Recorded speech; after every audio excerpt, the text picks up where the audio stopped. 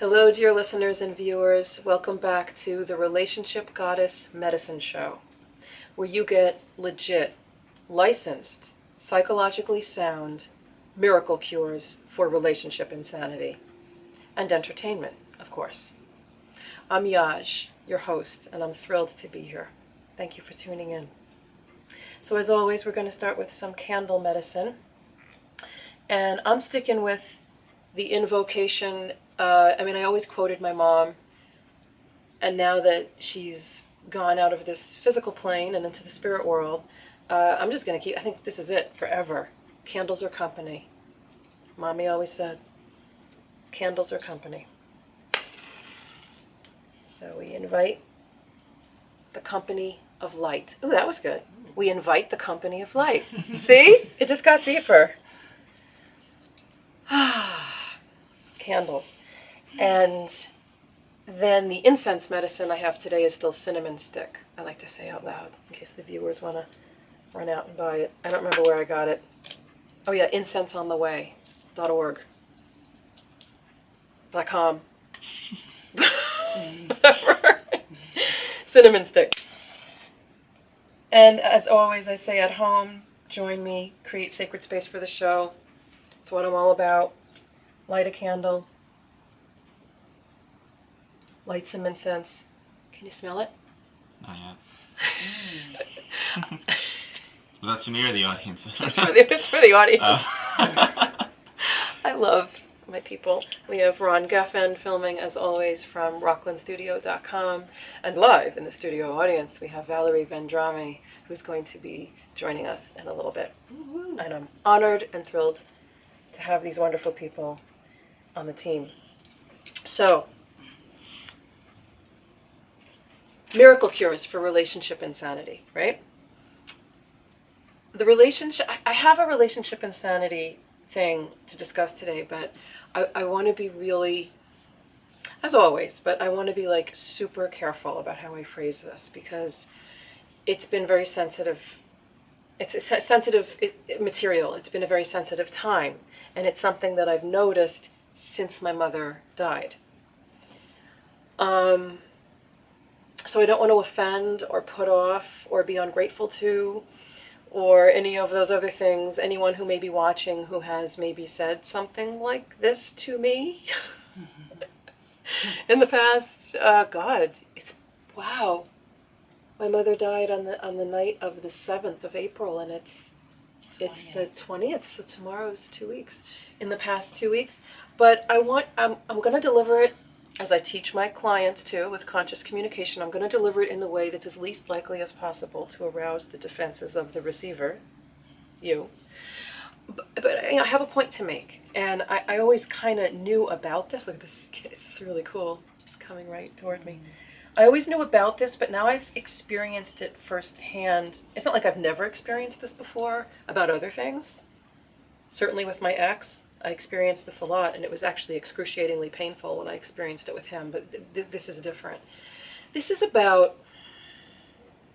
the ever so subtle, sometimes it's not subtle, but it can be so subtle, how people unconsciously are uncomfortable in the presence of pain.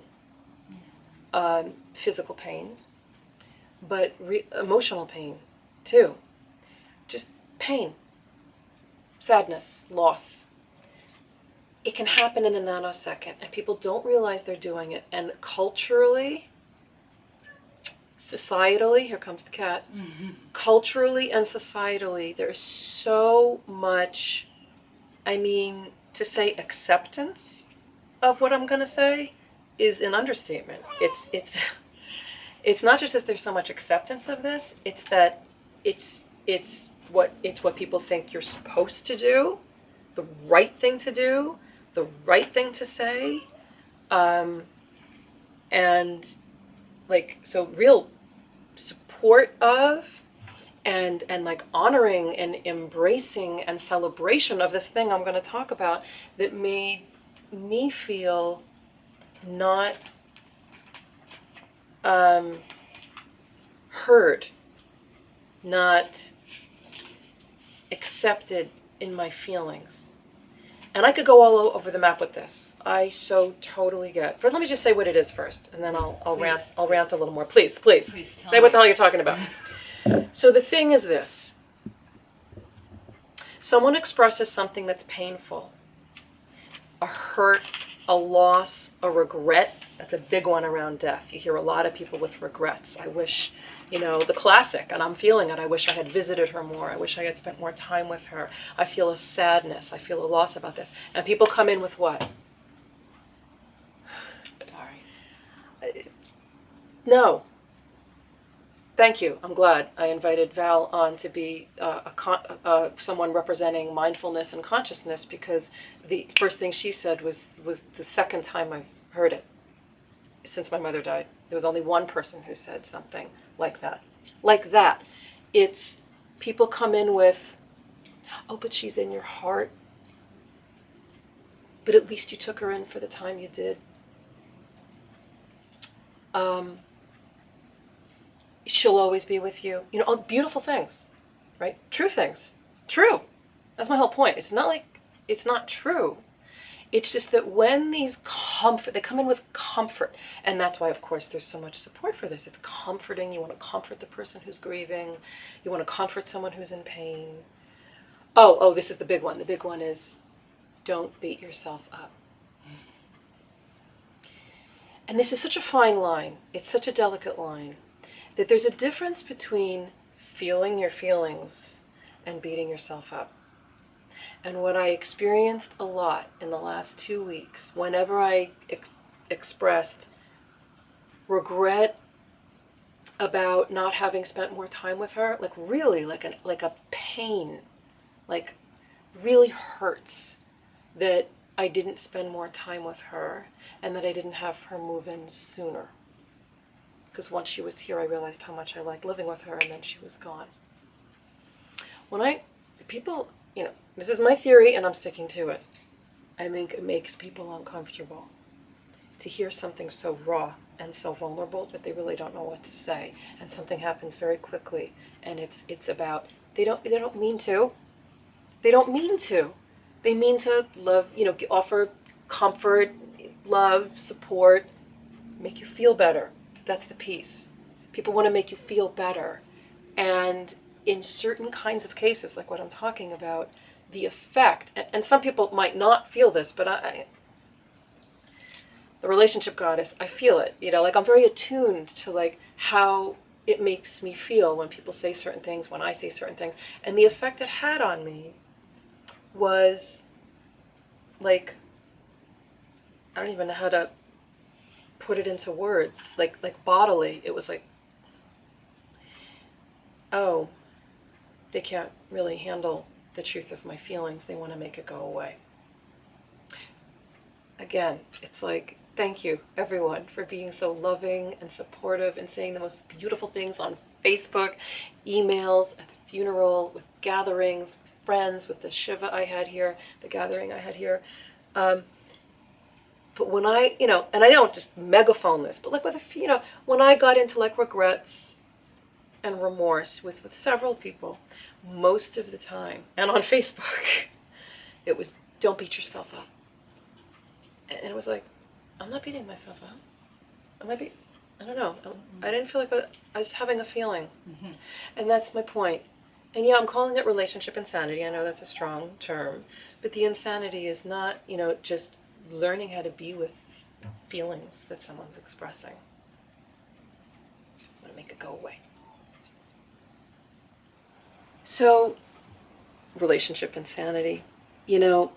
I use that term very affectionately. I got a lot of it, okay? I'm not preaching from an ivory tower, ever, okay? I just noticed it a lot in the past couple weeks, and I was like, wow, man, this is really something for people to learn from, and I'm gonna, take this learning too, deeper into my relationship with my children, my friends, my clients, my people that I meet, which is, we're a society that's so addicted to masking pain that we're so unconscious about how much we're programmed to like make it go away, make it nice, put a sugar coating on it, comfort it, package it nicer, make it better. It's like, you know, you could do this. Have you tried that? You could do this. You could do that. Have you done this? You could do this. And all of these wonderful, beautiful, spiritual, energetic, psychological, mental, emotional things for comfort, which again, I believe every single one of them. No one lied to me. No one lied to me. I believe everything that was said, that she'll always be with me, that, you know, it's so great that I did what I did, that I have memories to cherish forever, that I was an amazing daughter, that we're bonded spiritually together forever for life, that she forgives me for everything I had done, have done, will do forever. I believe all of it. It's just communication, right? In the moment of someone expressing pain, try, okay, so I'm going into the miracle cure. So the dose of the day, the miracle cure for this particular relationship insanity, is if you're with someone and they express something that's a pain of theirs, a sadness, a loss, a regret, a remorse. This is really hard. Simple but not easy, like everything. Try to, that nanosecond before you say something to kind of comfort the person, which can be taken as like wanting to make the pain go away, try to catch yourself in noticing a discomfort that's in you that's motivating you to want to say it. Like, ooh, pain, vulnerability, yuck. There's something going on in that quick second in the person before they say it. Really amazing mindfulness, consciousness practice is to just practice noticing, oh, that if you feel discomfort, it'll happen in your body somewhere. And if you can notice it, you can try to say something different. And even if you don't notice it, just sort of say, oh, what did Yaj say I should say? When, like, no, oh, someone just expressed pain. There's something to try. It's an experiment. And then the next week, do this experiment. If you hear someone express a remorse, a regret, something painful, a sadness, a loss, try just saying what Val said before. I'm sorry. Ouch. I feel that. Oh, that sounds hard. Oh, that sounds painful. I get that. I understand. Oh, that must be hard. It's not like I'm asking you to say something so crazy. But it's a very different vibration than, oh, but she'll always be with you. Oh, but you always can do this. Oh, but you know you did a great job. Oh, but. It's a very different vibration than just meeting the person where they're at. And that's what we're not, our culture, it's like our culture is not, you know, I'm doing my damnedest to raise my children this way. I'm sure Val is, and, you know, us conscious people have to stick together and spread the message that, like, you know, there's another way. It's about meeting someone where they're at, matching the energy. And if someone's like, you know, it really hurts, just try being with it for 2 seconds and just going like, ouch. I get that. But I realize that what I'm asking you to do is counter-cultural, counter-intuitive, counter-society, counter every cell in your being that might want to comfort the person. Some people might think it's cruel that we're supposed to come in and kind of rescue the person from their feelings. And I'm saying, just do an experiment. Try it for a few days. Notice what you notice about what that's like for you. So that's my miracle cure. Ouch. And I did have one person before Val just now, when I was sharing, this is more private even than just, I wish I visited her more, I wish I moved her in sooner, I wish I spent more time with her. It was something very private about, I'll just say what it was. I shared with someone, because they were sharing with me when they were present with their parent's death, about the morphine. It was right there. And I really wish I gave her more morphine in her last moments. It was right there, like I was allowed, you know. And I had no problem giving her medication. I had something in me, I don't know, like something sort of got deer in the headlights. I really wish I gave her more morphine in her last hour and a half. I could have dumped the bottle down her mouth. I mean, she was like, she was just a body gasping for her last breaths. And I was like, God damn. I wish I gave her more morphine. What happened to me? And instead of him saying, you did the best you could, because I did share this with a few people, and they were like, how are you supposed to know? And you're not a nurse, and you're not a doctor, and all true. He said, you should share that. And I was like, well, that was different. That was real. Say more. He said, you should share that. I'm sharing it. I'm glad I chose to share it. He said, you should share that with your friends and people that might go through this one day. It's important. I was just like, I will share it. And wow, that felt different. No rescuing, no ugh. And I wrote to him later and thanked him so much for giving me such a real response to, like, I get that a lot of people would be like, ugh, it's okay, you did the best you could. That felt like, wow, he heard me, he's comfortable with my feelings, he's not icked out and freaked out, he's not running away from my uncomfortable feelings about, like, you know. So there it is. You should share that, or wow, I get that, or ouch, or all right. So I have a problem with repeating myself a lot. I should ask my guest and my cameraman to tell me when it's the fourth time I've said something. Genug, as my mother would say. Enough in Yiddish or German, same shit. So it's time for, I'm not doing the wardrobe medicine, the what the hell am I wearing segment so much anymore, because I sort of backed off Romantic Depot. Here I am saying their name free again, you know. Although I will say that this dress is, I think it's a slip. So I think I am wearing underwear, so that counts, as long as I'm wearing underwear on the show. But it really is like a dress, and I think I got it at Gina Lisa in Nyack years ago. So Gina, if you're watching, I believe I got this at I did. Years ago. Love it. Spandexy. It's a slip dress. And this was my mother's. Isn't that cool? So there was the what the hell am I wearing segment of the show, the wardrobe medicine, and now we're going to have guest medicine with Valerie Vendrame. So I am thrilled to have in the studio, the Yajpod studio, the wonderful, the amazing, the talented, the beautiful, the warm and friendly, earnest Valerie Vendrame. Yay! And I'm very excited to be here. Thank you for inviting me. You're welcome. Absolutely brilliant. I loved your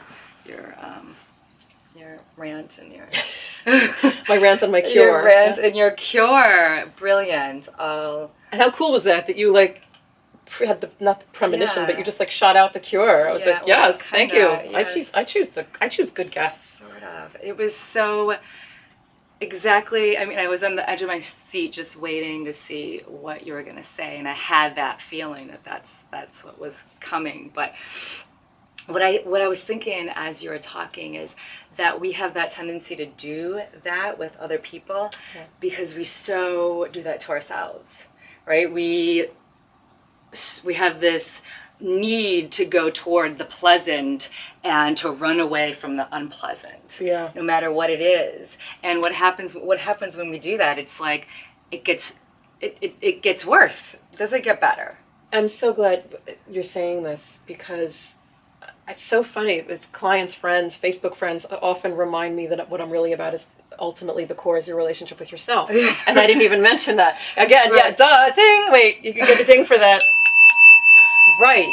When we don't allow ourselves to feel the feeling, it does get worse because it goes in the dungeon, it goes down, it gets repressed, and then it comes out sideways somehow, either in illness and or it keeps stress chasing you until it tells you, until we stop and like, okay, what is it that I need to feel this? Do I really need to feel this? And once you really sit and feel it, it's almost like it passes through until it comes again, and then we do the same thing. Which is fine, it's a cycle, but a lot of people are afraid to feel the darker, I don't even like to say negative, the more uncomfortable, darker, emotions, because they're afraid that it will swallow them whole. It's not conscious fear, or they, oh, I don't want to beat myself up. I'm not going to beat myself up. I'm not going to beat myself up.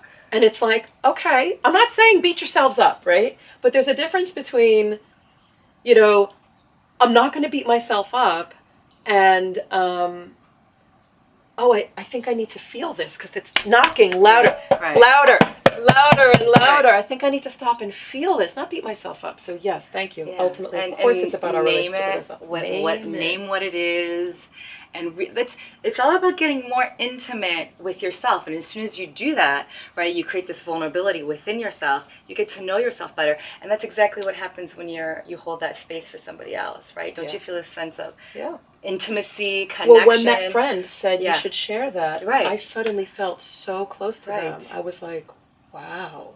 Right. Wasn't that You know? beautiful? And it was like, wow, we Because really now you're- share this like, you get me and I get you. It was really close. So let me just say a little bit of how I know Valerie. She hit the ground running. I love it. I love it. You're so into it. Completely, But I yeah. know Val. Do you prefer Val or Valerie? Whatever. You really doesn't don't care? matter. I don't. You genuinely at all. don't have a preference? I don't. No.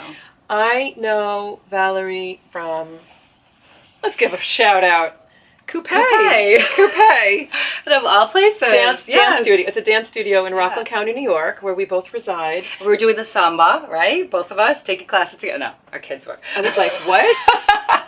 Our kids were one of doing your ballet. daughters, one of her daughters was in dance class with my daughter, and this was like 3 years ago? Yeah, probably. at least 3 years ago. Yeah. About 3 years ago, Yeah. at least. Yeah. Yeah, I think they were 3 years ago. kindergarten. Yeah, they were kindergarten. Yeah, and I noticed Going into a tattoo on her foot. Oh, yeah. That's my I think this is why we met. Yeah. I mean, I already noticed you a couple times. We had said hi, but I was like, oh, wow.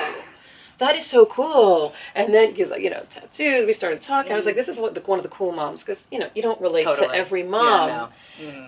When you're going to pick Right. your kid up at dance Right, class, right. and when two birds of a feather kind of sniff each other Kind of out, just- it's like, ooh, I like this one. Little magnets. Yeah. And then we became, we haven't hung out much, but you were at my blessing way, my baby Yes, shower. it You was came to my beautiful. birthday women's circle. Yeah, I mean, we like Yeah, each other. Totally. So I want you love. to take a moment. You're not just, an average, ordinary, garden variety conscious person. There's no such thing. There's no such thing as an average, ordinary, garden variety conscious person, because most people are really unconscious. Sorry. But that's why we need the teachers. So I want you to take a little bit of time and really enlighten me more on what you do. And we have people watching. Okay. We have this beautiful audience. Thank you. So what do? I have been teaching yoga and mindfulness to kids for the last few years, mainly as an after-school program. And this year, in conjunction with that, I also taught adults, but I've been really focusing on the kids. And the reason that I started moving toward that direction is because I have 2 little girls and just saw the need for these kids to have something more grounding, for them to understand and become acquainted and comfortable with the sacred pause that our society is just constantly moving and progressing and going and actually valuing speed. And and these kids don't have an alternative. I notice that they just, especially in this age of a digital world, that they don't have any kind of consciousness of anything different. So I realized that they needed that. And then I started reading so much more about the necessity and how vital it is, and how, with this climb, we're losing, a lot of introspection and communication and bonding, and it creates a lack of innovation and creativity. All these things start to kind of, I wouldn't say, they're just not cultivated as much. So I just said, you know what, I'm shifting my attention more to these kids, and that's what I've been doing. So I've been piloting mindfulness programs in high schools this past year. That's so great. Which has been awesome because, they need more than anything permission to pause and to stop and to realize that more than anything, that they are thinking. So I think kids don't even realize that they're having thoughts. It's just such a habitual thing that happens. It's just, and then they identify with them, and as soon as they do that, there's no place for change, right? As soon as my thought says, if my thought says I'm an unworthy, ugly piece of crap, then it absolutely must be true, because that's who I am. If my thought says that I'm afraid of something, then something must be scary, you know? So yeah, well, now you're getting into, you know, this is the main thing that I teach my clients. That's why I say it's all mindfulness. The main thing I teach my clients, adults, it's children, adults, is that your negative thoughts set the tone for all of your reactive behavior. And if we could slow it down enough to identify what the hell we're even thinking in the first place, which we have to have quiet and stillness, even if it's just a moment, to realize, oh yeah, I'm running this thought. Right. No wonder I feel Right. bad, or no one, yeah.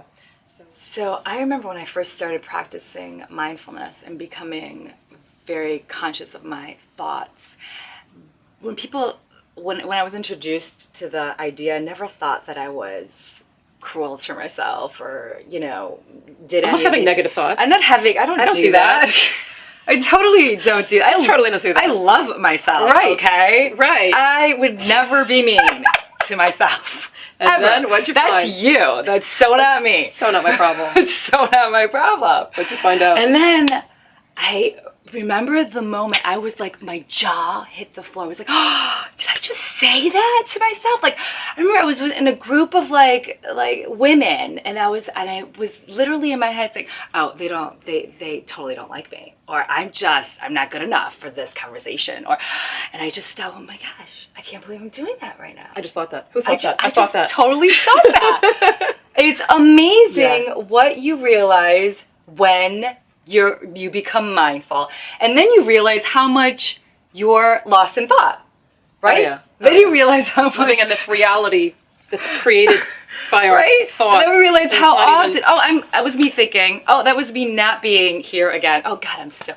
So we tend to notice how often we're someplace else and not here, and then we tend to notice how negative and how cruel and how all that happens. So it's just really this awareness, and the moment that we have that is a mindful moment. Yeah. And so, just to be devil's advocate, what if one of our viewers was thinking, well, why would I want to become aware of that? It sounds very unpleasant. Aware of your My mind negative wandering. thoughts. Like, it sounds like a lot of work. First of all, like, I can't be bothered. I'm busy.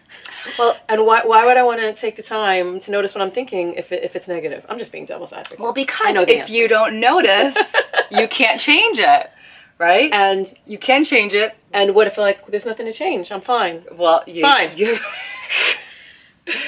have no idea that there's nothing to change if you don't try it. But there's also been a study from Harvard that we are lost in thought 47% of our time. 47% of our life. We're not present. We're not present. Okay, so that's essentially half the time that we're alive.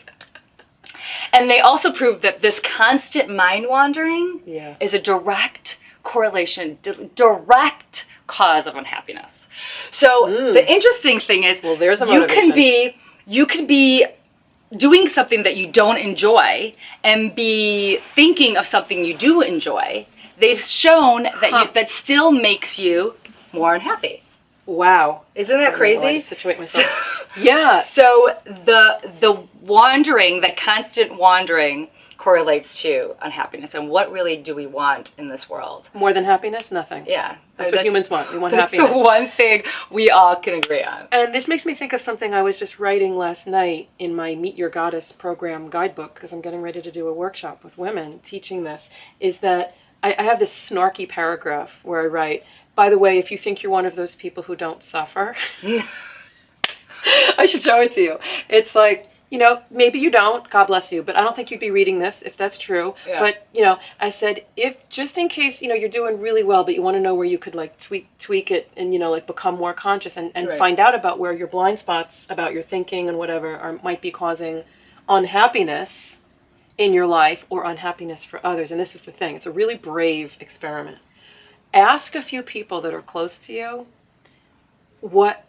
and then it's like, will they be honest? Probably not. But I just put it out there anyway. Right. Ask a few people close to you what their challenges are or difficulties are in relationship with you. With you. Ooh, Right? yes. You know, at first it was Right. like what they Talk about a suffer from mirror. the most with you, what causes Right. them the most pain in relationship with you. I'm like, yeah, right. You know, yeah, that would be great, but who the hell's going to answer that? But if it's just like, would you be willing to share some challenges you have with me or time? You know, the closer you are with the person, maybe the more willing they would be to. Right. That will give you some information on how there's a blind spot of, Mhm. I'm fine, Mm-hmm. I don't do that, Mm-hmm. right? To That's the avoiding part, right? Right. Right, to like finding out, oh, if I'm doing that and I didn't realize that, then yes, we start with what am I thinking inside, not just about that person, but about me and projecting outward. But now we're getting really psychological. But it is psychological. Right. And you clearly get that the psychological meets the mindful. It's John Wellwood. You must have heard of John Wellwood, right? Have you heard of John Wellwood? You would dig him. He was the first person that started writing about Western psychology and Buddhism. Oh, really? You know, Buddhism, but mindfulness is Buddhism light, right? So, Yeah. great stuff on combining the two, and you clearly get it. You get it about the negative thinking, you get it about the reactive behavior, and how it can cause unhappiness if we're not aware of what we're thinking. Yeah. So you teach this to kids. So yeah, kids, high school kids, to high school and even young kids, like as young as 4, That's awesome. 3 even, and you know how you deliver it is so different, obviously, depending on the age. But the amazing thing is that they get it, and the other amazing thing is that they want it. Yeah. So I would teach all these high school kids, you know, these different techniques, and we go through all these practices and these, you know, in the hour that I have them. But the first part of every class would be just sitting still and doing a guided kind of guided meditation, I guess, but I would never call it that in the secular school.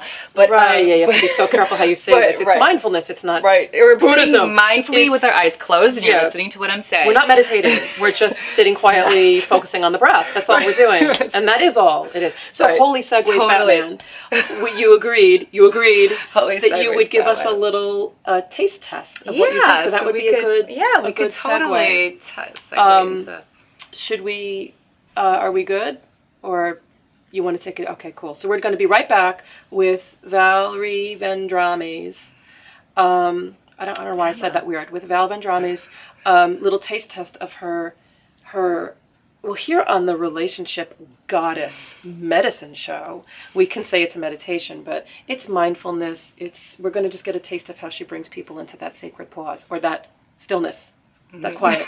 I didn't say sacred. Yeah. That's space. Exactly. No sacred at all. God, the way you have to protect yourself in public schools. Jesus Christ. That's crazy. So I first tell the students to get in mindful bodies. So they're usually sitting in chairs. And there are a few things that they keep in mind in a mindful body. So both feet are on the floor. You want them to be comfortable so that they could kind of sit there for a while, so they're not really fidgeting. So both feet are on the floor. Their back is upright in a kind of dignified position, I tell them. So you're not slouched, right? And you're not like militant, but you're just holding yourself. And hands in the lap, or they could put them on their knees if they want. And I invite them to close their eyes, but with kids at any age, that can be uncomfortable for them. So looking down, I don't want to see eyeballs. I said just look down, no eyeballs present. So they can look down or close their eyes. And in that place, I guide them to just start to notice. First, just get them in a space of noticing first. Okay, so we're all in our mindful bodies, eyes are closed or down. And I just want you to take a few breaths and just notice what's happening inside your body right now. Notice if you feel the urge to move or fidget. Just notice it. You don't have to change anything, just notice. Notice your energy level. Is it high? Do you feel like you're ready to go run? Or do you feel like you're just really tired and you want to take a nap? Notice where you're at with your energy. And just note it. Just take a mental note of that. And then maybe consider how you feel right now. How do you feel emotionally? Is something that happened last class still kind of lingering in your space right now? Are you feeling down? Are you feeling uplifted? Are you feeling bored? What are you feeling right now? And just notice that. Maybe name it. Name what it is you're feeling. If you can name it, maybe you can't. And then bring your attention to your breathing. And just notice it. Notice how you're breathing. Notice the in-breath, the out-breath. Notice if you're taking deep breaths or shallow breaths, if they're long or short, if you're breathing just in your chest or in your belly. You don't have to change anything, just notice it. And notice how being still, what that does to you, if being in this space creates any change in your body. And now give yourself permission to relax. What does that mean to you if you give yourself permission to relax? Do your shoulders get a little bit heavier? Can you breathe a little bit deeper? What does it mean to relax for you? Allow yourself that. Give yourself that space. And then when your mind starts to wander, because it will, because that's what the mind does, let your breath be your anchor to this present moment. So come back to your breathing and just notice that. Bring your attention in there. And every time you notice that you're having a thought, that's a mindful second. It's being mindful in that space. So instead of judging your mind wandering, getting upset about that, give yourself a pat on the back for noticing when you are thinking. Let's just take a couple breaths on your own and just watch what happens. Watch what happens to your mind. So you're just observing it. You're just being the observer. Like you're watching cars driving by. You're not getting in them, you're just watching them drive by.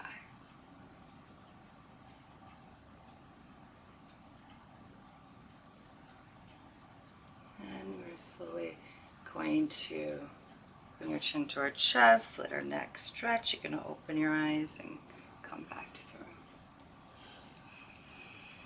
So that's an example, but I usually ring the bell. I tell them when the sound of the bell disappears, I say, okay, so I'm going to ring the bell, but when it disappears, open your eyes.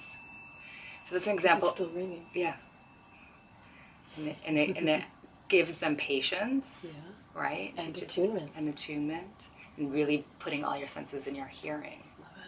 Yeah, so that's an example of the high schools, something I would do with the high schools. And with kids, it would just, littler kids, it would be simpler and shorter. With little kids, I have them, it's a whole different thing. It's like a We'll have you challenge back. game. Yeah, we won't do that with the little kids. We'll have you It back. becomes more of a challenge, and we do the listening, and then we do the seeing, and we do the breathing, and stuff like that. Yeah. That was really, really beautiful. I actually, thank you. Thank you so much for that. That was really, I actually had a nice little realization. I had a nice little mindful moment. Oh, you did? Yeah, of course. Oh, good. I'm glad. And we're That's a good gonna compliment. come back and close up the show. That was so lovely. Thank you. Great. Thank you. That was really, really beautiful. I got a little relaxing, restful meditation with that. Good. I was tuning into that when you said, do you feel high energy or you're really tired and you want to take a nap? I had this delightful experience of feeling just at peace and rested, which for me is like Like, neither. Great. I didn't feel like I wanted to take a run, and I didn't feel like I needed to take a nap. I just felt comfortable in my body. So that was a mindful moment. Yes, very mindful. And I was really grateful for that. That was really lovely. Okay. And I want just audience to remember there's all different kinds of guided meditations, guided, what else do you call it? Guided mindful imagery. Guided imagery, guided visualizations, guided sitting, guided breathing. Yeah. And everyone has a different flavor. Allie was here last week, and we'll have other people that come on and do this because this is the thing that I'm into, and a lot of people I know are into. And I really like your flavor of keeping, and maybe you sort of do it like that. You did it the way you do it in high school. Yeah. And I'm sure you have different versions of what you'd whip out if you were in a yoga studio, Right. teaching a class. But I like that it was not just simple. Yeah, very simple. Not a lot of stuff that would like make someone, nervous of, oh, what does that mean? Right. Just simple language, and it's the same benefit. Right. That was really cool. Thank you. So would you like to give a website where people can get in touch with you? Oh, sure. Yeah. Absolutely. Innerlightofmind.com. Inner Light of Mind. www.innerlightofmind.com. And that's for yoga, teaching. Do you do private instruction? I do. But that's mostly my kids. Do kids yoga private? and mindfulness. Yeah, I do kids. Mindfulness. So yoga instruction, mindfulness, leading mindfulness sessions in schools, workshops. Yeah, if you just want to get in touch with this amazing woman. I do parties too. Parties, yes. Partier. Next year, my kid's birthday. Yeah. Innerlightofmind.com. Fabulous. Yeah. So to take us out on the show, since Val was not a musical guest, and she was like, no, so sorry, not going to do something musical for you, but I'll do you something wouldn't else. want to. Wouldn't want to. So I said, fine, I'll sing. Will you sing with me? And she said she would, as long as, we're together. So, Yes. And I have this perfect song that is, the lyrics are just from a shirt that is the definition, basically, of what Namaste means. And I don't look good in rainbow anymore, so this is one day going to be oceans, because Twilight doesn't wear tank tops.